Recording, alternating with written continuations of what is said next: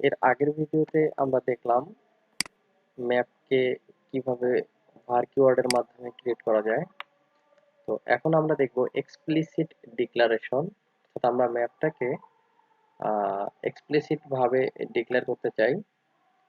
তো তার জন্য দেখুন এটা একটা অ্যারে। তো দেখুন এখানে যখনই আমরা মাউসটা হোভার করছি, তো এ কিন্তু তার কি টাইপের ডাটা সেটা বলে দিচ্ছে। দেখুন লিস্টের মধ্যে ম্যাপ এবং ম্যাপের স্ট্রিং এবং অবজেক্ট। তো আমরা একদম বেসিক থেকে তৈরি করে দেখি। প্রথমে হচ্ছে ম্যাপ এক্সপ্লিসিট ডিক্লারেশন, সেহেতু অবশ্যই ডাটা টাইপ বলে দিতে হবে। ডাটা টাইপ না বললেও সমস্যা নেই, সে অটোমেটিক ধরে নেবে। এখানে আমরা ডাটা টাইপ বলে দিলাম, কি হিসাবে থাকবে হচ্ছে স্ট্রিং, এবং ভ্যালু হিসাবে আমরা অবজেক্ট বলে দিই। অবজেক্ট বলে দেওয়ার সুবিধাটা হচ্ছে আমরা ভ্যালুটা ইন্টিজারও দিতে পারি, মানে ডাইনামিক ভ্যালু আসতে পারে, ইন্টিজার দিতে পারি, স্ট্রিং দিতে পারি, ডাবল দিতে পারি।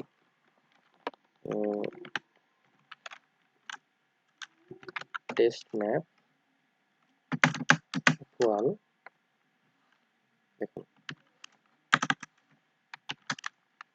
ম্যাপে ডাটা অ্যাসাইন করার জন্য আমরা হচ্ছে সেকেন্ড ব্র্যাকেট আর কার্লি ব্রেসেস ইউজ করলাম। এখানে যে ডাটাগুলো দিব আমরা, সেটা হচ্ছে যে কি হিসাবে থাকবে হচ্ছে আইডি 1 2 3। ওকে, কি ইস্যু দিচ্ছে দেখুন। এটা তো আসলে আমি ডাবল কোটে লেখা উচিত না, লেখার কথা না, ডাটা টাইপ যেহেতু বলে দিচ্ছি।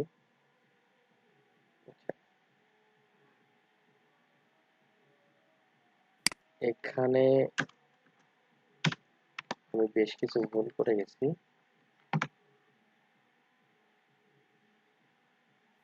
স্ট্রিং স্ট্রিং দেখুন, আমি আসলে রাইটিং এ কিছু ভুল করেছি। এভাবে ডাটাটা দিতে পারি। এর পরের ডাটাটা দিলাম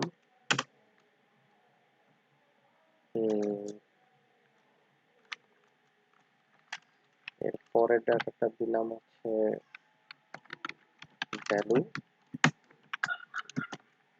ভ্যালু হচ্ছে 6.55। দেখুন যে কোনো ধরনের ডাটা দিচ্ছি কিন্তু কোনো ইরর দিচ্ছে না। এরপরে নেম, ছোটবেলায় সবসময় রহিম করিমের উদাহরণ দিয়ে আসছি আমরা, আজকেও তাই দিলাম। দেখুন কোনো ইস্যু দিচ্ছে না, কিন্তু এর কারণ হচ্ছে আমরা এখানে অবজেক্ট টাইপ বলে দিছি। যদি এটাকে বলে দিতাম স্ট্রিং, দেখুন তাহলে কিন্তু প্রবলেম ধরেছে। তো আমরা যখন অবজেক্ট বলে দিব তখন আসলে যে কোনো ধরনের ডাটা নিচে আমরা ইউজ করতে পারবো। ওকে, এবার ম্যাপটাকে একটু প্রিন্ট করে দেখি। Print test map. ওকে, এখানে আমরা কিগুলো বলে দিব, আইডি, আমি শুধু আইডিটা দেখতে যাচ্ছি, সেমিকোলন দিলাম, সেভ দিলাম, দেখুন আইডি চলে আসছে 1 2 3। এরপরে আমরা হচ্ছে ভ্যালুটা দেখতে যাচ্ছি, ভ্যালু এবং নেম। যদি রান দেই, দেখুন তিনটা ডাটাই কিন্তু এসেছে। তো যদি আমরা অবজেক্ট ইউজ করি তাহলে আমরা ভ্যালুটাকে যে কোনো ধরনের ভ্যালু হিসেবে দিতে পারবো। কিটাকে স্ট্রিং দিলাম, আমরা অন্য কোনো দিতে পারি। এটা হচ্ছে গুড অ্যাপ্রোচ। ওকে, এবার ম্যাপটাকে আমরা যদি এই একই টাইপের ম্যাপ অনেকগুলা রাখতে চাই তাহলে অবশ্যই আমাদেরকে এটা একটা লিস্টে রাখতে হবে। আমরা ম্যাপটাকে লিস্টে ইনক্লোজ করে দিচ্ছি। লিস্ট, দেখুন লিস্টের ডাটা টাইপ হচ্ছে ম্যাপ। লিস্টের ডাটা টাইপ ম্যাপ। তাহলে লিস্টটাকে জাস্ট অ্যারে প্যারেন্থেসিস দিয়ে ব্লক করে দিলে হয়ে গেল। এটা একটা ম্যাপ। এখন আমরা একই টাইপের আরো কয়েকটা ম্যাপ তৈরি করব, কি ভ্যালুটাকে একই রকম রেখে। দেখুন আরো দুইটা তৈরি করলাম। এবার আইডিটা চেঞ্জ করে দেই 234, ভ্যালু 705.23, নাম রহিম। ওকে, এটা 345, ভ্যালু 25.8। ওকে, যাবে, সেভ দিলাম। এখন দেখুন প্রবলেম হচ্ছে এটা প্রথমে আছে লিস্টে, এর পরে আছে এর ভিতরে ম্যাপ।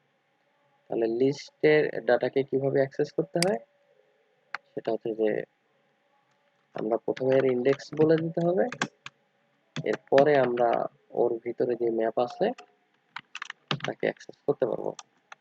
আমরা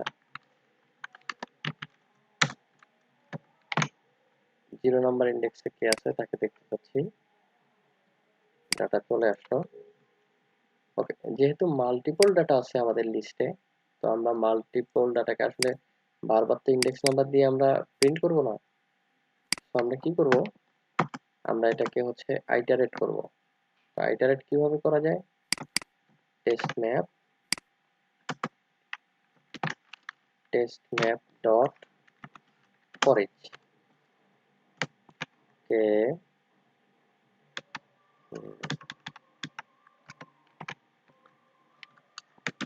টেস্টম্যাপ ডট ফরইচ এলিমেন্ট, এবং এখানে আমরা আমাদের লজিকটা বলে দিব।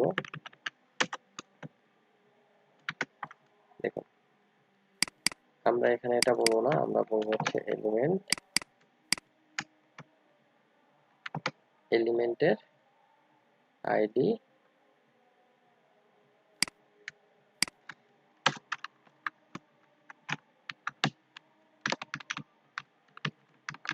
আইডি আচ্ছা, সিকোয়েন্স না রেখেও যদি কল করে দেখাই আপনাদেরকে, প্রথমে আমরা নেম দেখতে যাচ্ছি, এরপরে দেখবো আইডি, এরপরে দেখবো ভ্যালু, VALUE ভ্যালু। দেখি এবার রান করে দেখি। দেখুন প্রথমে নেম দিয়েছি। আচ্ছা, আর একটু ক্লিয়ারলি বোঝার জন্য যে একটা ডাটা থেকে আরেকটা ডাটা চেঞ্জ আছে কিনা তা দেখার জন্য হচ্ছে নিউ লাইন একটা প্রিন্ট করে দেখি। দেখুন প্রথমে নেম করিম, আইডি 1 2 3, তারপর একটা রহিম, এবং সবগুলো ডাটা দেখুন চলে এসেছে আমরা ঠিক যেভাবে প্রিন্ট করতে চেয়েছি। তো কিভাবে একটা লিস্টের মধ্যে ম্যাপকে রাখতে হয় এবং সেই লিস্টকে কিভাবে ফর ইচ এর মাধ্যমে আইটারেট করে ভ্যালুগুলা দেখা যায়, আজকে তা দেখলাম। পরবর্তী আজকে এই পর্যন্তই, পরবর্তী ভিডিও দেখার জন্য আমন্ত্রণ রইল।